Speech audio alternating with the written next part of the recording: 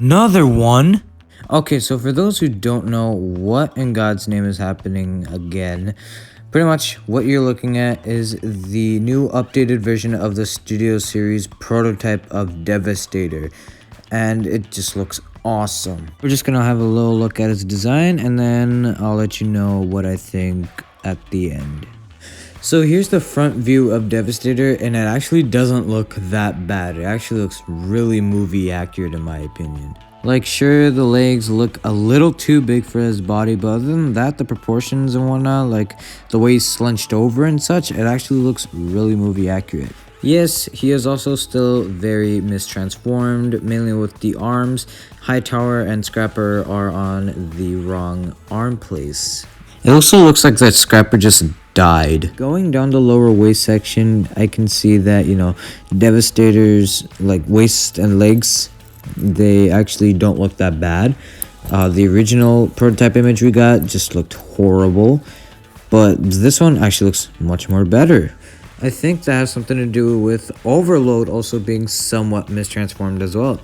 Mainly because, well, if you can see, I don't know if you can see this at all, but like, as you can see, Overload's, there's like two pieces on Overload's thighs that are kind of like on top of them. And those, if you remember in the prototype images, I think they were sort of the, like, body area. They're supposed to be parts of the body area, but they have now been moved down to the thighs. I'm not sure if that was intentional or not, but, well, it looks much more better in my opinion. So yeah, overall, the front view of Devastator looks pretty good so far. Now let's take a look at some other views on Devastator. Now taking a look at the back section, it doesn't look that bad. Like, I can tell where everything's supposed to be. They actually, took consideration of the back and, not like every other new Masterpiece figure having the back like all whatever. This back actually looks, it doesn't look the best, but still looks good. Like, you can see the grinder, the back grinder, Vortex Grinder is back. And that looks pretty good. And yeah, it just looks really good so far. And here we have the lower half, and it doesn't look that bad at all. In fact, it actually looks really sturdy because if you can see, his hips are those clickety-clackety joints that I just love very much. So it'll be able to hold the figure's weight, and that's awesome. So there's no doubt that hopefully, at least, this figure is going to be very, very sturdy. You can also sort of see how Long Haul and Rampage are going to connect to Overload and Combine mode. Another look at the back, here we have the Vortex Grinder, and yeah, again, it doesn't look that bad. It actually looks pretty cool, and yeah, so far so good, no kibble, and yeah. Now we'll be taking a look at the side of him, and yeah, I think the side angle is where this figure kind of shines a bit more because it looks more movie accurate from the side. Because he's more slunched over and his legs look much more like bent and as if he's like trying to kneel down, kind of like the way he looked in the movie pretty much. I think the next shot of him right here looks even better because like it looks much more movie accurate as well. And like, there's just something about this view that makes him look very movie accurate. I don't know, there's just something about it. Just because he's slunched over, but that's probably like the only reason. And now we've reached the end. Nope, just kidding. We still have one more image to go through, and it's this close-up of his head. And this looks amazing.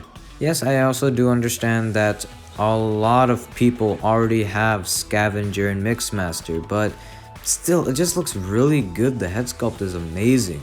The only problem me and a lot of people have is that his head just looks a little too skinny.